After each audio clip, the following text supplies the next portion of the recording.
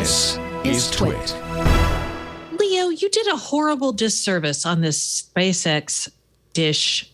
Let's do it. 5G story. SpaceX. No, I did. That was called a hot take from reading the headline.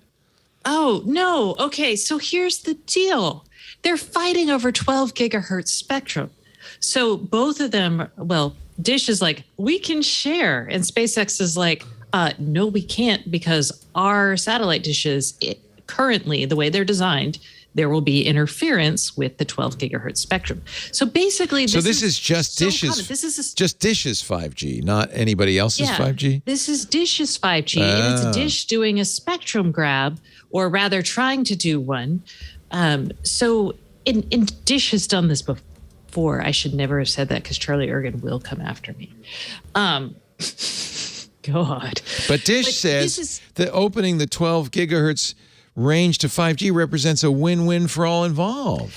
Okay, yeah. So this is straight up. We had this with, like, remember the DTV transition back in 2008. I mean, this is very common. So what's going to happen is the FCC is actually going to have to do its job, which it's actually really good at. It has the technical expertise to assess this. There is probably interference. It's probably an issue of like, hey, SpaceX, you're going to have to put more shielding on your dishes. It might narrow the capabilities of SpaceX to do this. And Dish will have to do something with like probably guard bands to help reduce that interference. But this is actually an interesting and meaty story. Thank you. Okay. Go on. Thank you. No, I'm glad you looked it up. I mean, literally, I didn't even know about it till I looked at it. Okay, I read the article. In its analysis, SpaceX claims, and again, the FCC will be the ultimate arbiter here. SpaceX claims some amount of harmful interference from terrestrial mobile service within the 12.2 to 12.7 gigabits, gigabyte hertz. Gigahertz. Yeah, there's an extra B in there, and this might be a typo. The 12.2 to 12.7 GHz, it should be, not GBHZ, spectrum would occur about 77% of the time, which could result in full Starlink outages 3/4 of the time. Yeah, but this is an issue of like, is this real interference or did you just design your equipment badly? Right. Like, remember all the that's the altimeter problem. Right? Exactly. It's the altimeter problem. It's the wireless mic problem. And to be fair, you design for the cheapest constraints you have to work with, right? And so if there's nothing in that band, and then what always happens is when you start using that band for everything else, you're like, oh, crap. Yeah. So yeah. So that's it. Sorry. No. I count on you. I count on you for that. No, thank you. I appreciate it. Really important. I didn't want to misrepresent it. I just, I could see why they might not like Verizon doing it. But Dish doesn't even have a product yet. This was part of the T-Mobile Sprint merger. T-Mobile promised that, oh, no, don't worry. You're not going to lose a carrier. You're going to gain Dish as a 5G carrier. Dish had no infrastructure, hadn't set it up at all. Now they're rushing to set it up, which is good, I guess. Except that sounds like they're doing so in a way that is potentially bad for others. Dish's only 5G phone right now costs $900. Yeah. It's the Motorola Edge Plus. That's crazy, Dish. Yeah. I think this was a bill of goods that T-Mobile sold the FTC to allow them to merge with Sprint, and I think it was a bogus. I don't think Dish really was ready to do it. Dish is always okay. Charlie Ergen, who is the chairman of Dish. I know well. I've been on Charlie's show. He has a show? Charlie Chat. Yeah. I was a guest on Charlie Chat. I flew out to Denver and everything. Wow. I've done something for Dish, but did I meet Charlie? I don't know. I can't remember. That was many years ago. This was when Dish was just getting started. So Dish is trying to cover 20% of the U.S., and they're going to do that, they think.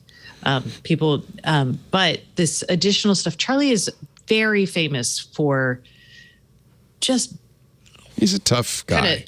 He's ballsy. He goes through the FCC and does it. Yeah. So he's one of those folk.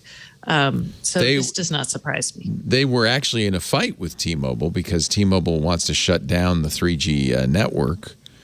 And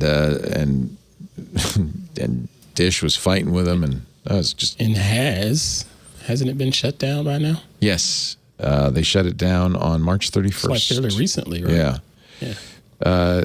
This recently, this story came out today, I think. Oh, no, in February. Dish appears to be mending fences with T-Mobile. Ergen also said in February, AT&T will still remain our primary vendor and the one we work with on a day-to-day basis. Dish had struck a 10-year, $5 billion wholesale deal. Oh, they're going to be an MVNO for AT&T.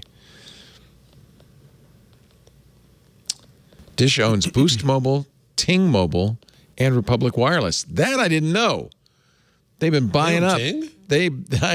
Ting used to be two cows. They've been buying them up. They own Boost Mobile, Ting Mobile, and Republic Wireless. Wow. Okay. Wow. Oh, Ting was sold in August of 2020. Yeah.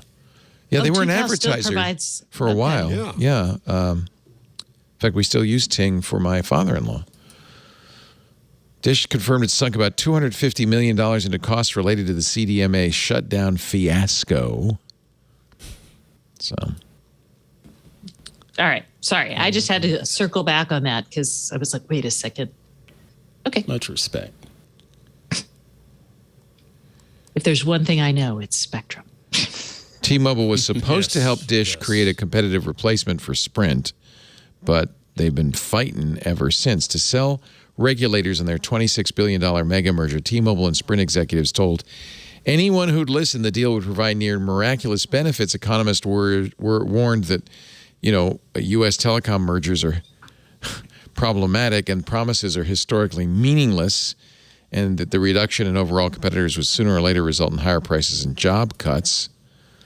U.S. antitrust enforcers concocted an elaborate workaround. This is from The Verge. They would erect Dish Network as the nation's new fourth major wireless carrier. Under the plan, Dish received some T-Mobile spectrum. That's how they got Boost Mobile. And the insurance that T-Mobile would help Dish run a mobile virtual network operator.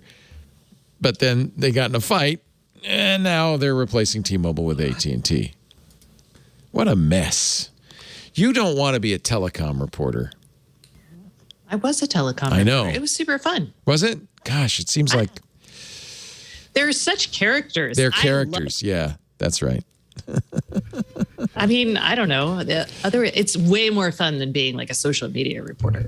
Yeah, I agree. And it's chewier. There's more to... and there's physics, and you can't argue with physics, and I love that because people will be like, we're going to do this, and I'm like, how would you do that? That doesn't make sense. Right.